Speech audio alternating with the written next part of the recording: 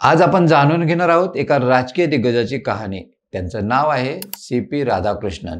महाराष्ट्राचे राज्यपाल ते एनडीएचे उपराष्ट्रपती पदाचे उमेदवार।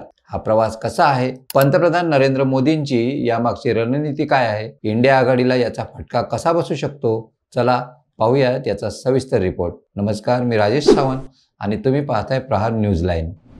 एनडीएने सी.पी. राधाकृष्णन यांच्या नावाची उपराष्ट्रपती पदाचे उमेदवार म्हणून घोषणा केली।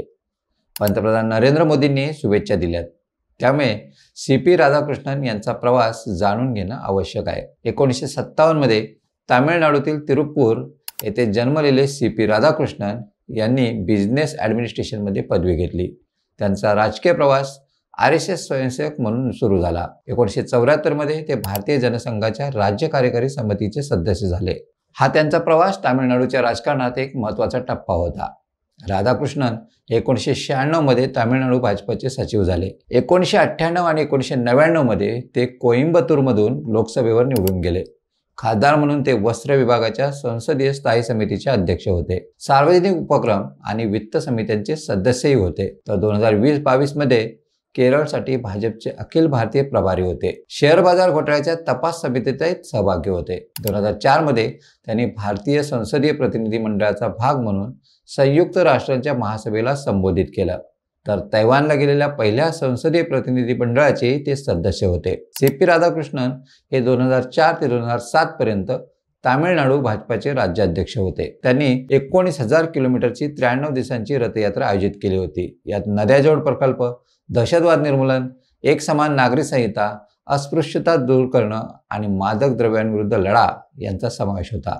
याशिवाय अन्य 2 पदयात्राही त्यांनी काढल्या। 2016 ते 2020 पर्यंत कोईर बोर्डाचे अर्थात नारळ उद्योग मंडळाचे ते अध्यक्ष होते। त्यांच्या नेतृत्वात कोईर निर्यात ही 2,532 कोटी रुपये अशा विक्रमी उंचीवर पोहोचली होती। देश आणि विदेश पातळीवर भूमिका मांडणारे राधाकृष्णन 2023 मध्ये झारखंडचे राज्यपाल झाले। पहिल्या 4 महिन्यात त्यांनी सर्व 24 जिल्ह्यांचा दौरा केला। तेलंगणा आणि पुद्दुचेरीच्या अतिरिक्त जबाबदाऱ्या त्यांनी यशस्वीपणे सांभाळल्या। 31 जुलै 2024 रोजी ते महाराष्ट्राचे राज्यपाल झाले। महाराष्ट्रात ते लोकप्रतिनिधी, अधिकारी, व्यावसायिक नेते आणि समाजातील विविध घटकांशी संवाद साधतायत। उच्च शिक्षणाची गुणवत्ता आणि उपलब्धता वाढवण्यात त्यांनी विशेष प्रयत्न सुरू केलेत। आदिवासी कल्याणासाठी त्यांनी अनेक पावलं उचललीत। राधाकृष्णन यांची राजकीय कारकीर्द वाखाणण्यासारखीच आहे।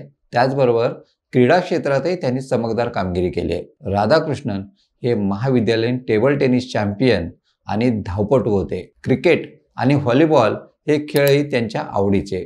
दुसरीकडे त्यांनी America, Britain, France, Germany, Italy, Spain, Portugal, Norway, Denmark, Sweden, Finland, Belgium, Netherlands, Turkey, चीन, Malaysia, Singapore, Taiwan, Thailand, Egypt, UAE, Bangladesh, Indonesia आणि जपान या देशांना भेटी दिल्या आहेत। अशा या राधाकृष्णन यांना एनडीएने उपराष्ट्रपती पदाचे उमेदवार म्हणून घोषित केलंय।